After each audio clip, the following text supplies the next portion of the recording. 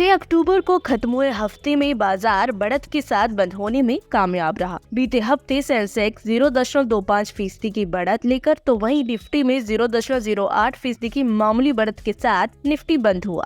इस बीच bank Nifty में गिरावट देखी गई। बीते हफ्ते बैंक निफ्टी 0.50% की गिरावट लेकर बंद हुआ था, जबकि मिड कैप इंडेक्स 0.62% गिरा। ऐसे में अब अगले हफ्ते बाजार कैसे रिएक्ट करेगा, आइए जानते हैं मार्केट एक्सपर्ट्स की क्या राय है। जियोजित फाइनेंशियल सर्विस के गौरांग शाह का कहना है कि बाजार को उम्मीद है कि पहली तिमाही के नतीजों के मुकाबले दूसरी तिमाही के नतीजे बेहतर रह सकते हैं। हालांकि कुछ सेक्टर्स में दबाव रह सकता है। मेरा मानना है कि प्राइवेट सेक्टर और पीएसयू सेक्टर की बैंक, एनबीएफसी सेक्टर के नतीजे बेहतर आने की उम्मीद है। एफएमसीजी सेक्टर मांग को लेकर त्योहारी सीजन के चलते बेहतर प्रदर्शन करता नजर आएगा। वही सीमेंट, ऑटो सेक्टर भी दूसरी तिमाही में अच्छी तेजी देखने को मिल सकती है। डाबर इंडिया एफएमसीजी सेक्टर को लेकर चुनौतियां बनी हुई है। हालांकि Q2 में सिंगल डिजिट वॉल्यूम ग्रोथ की उम्मीद बनी हुई है। आगे इस सेक्टर के मार्जिन स्टेबल रह सकते हैं। सेक्टर की प्रॉफिट ग्रोथ आगे सिंगल डिजिट में रह सकती है। रूरल इंडिया और सेमी अर्बन इंडिया में थोड़ी दिक्कत देखने को मिली, लेकिन डाबर इंडिया ने हाई सिंगल डिजिट का डिफ्लेशन दिया है। Q2 में कंपनी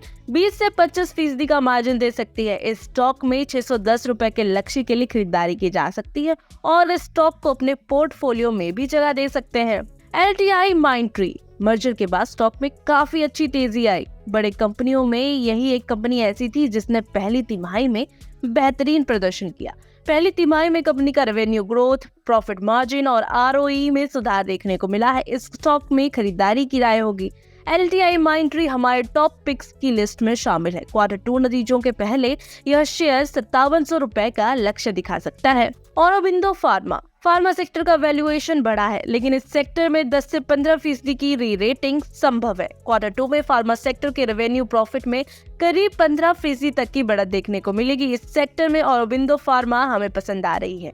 इस स्टॉक में पिछले 3-4 तिमाहियों से सुधार देखने को मिल रहा है। आने वाले दिनों में कंपनी 20 से 21% मार्जिन पर सेटल हो सकती है। लिहाजा इस स्टॉक में 1040 रुपए के लक्ष्य के लिए खरीदारी की जा सकती है। गौरांग शाह की पसंद एक्सिस बैंक Q2 में बैंकिंग सेक्टर अच्छा करते नजर आ सकता है। कोविड-19 के बाद क्रेडिट डिमांड काफी बढ़ी है, जिसके चलते बैंकों की CASA ratio, net interest income और मार्जिन में सुधार, बैंकों की प्रोविजनिंग में सुधार देखने को मिला है। बैंकिंग सेक्टर में एक्सिस बैंक हमें पसंद आ रहा है। आने वाली तिमाही में यह बैंक अच्छा प्रदर्शन करता नजर आएगा, लिहाजा इसमें खरीदारी की राय होगी। टाटा मोटर्स गौरांग शाह का कहना है कि चिप, सेमीकंडक्टर सप्लाई को लेकर समस्या हल हुई है। नए लॉन्च से ऑटो सेक्टर में डिमांड बढ़ी है।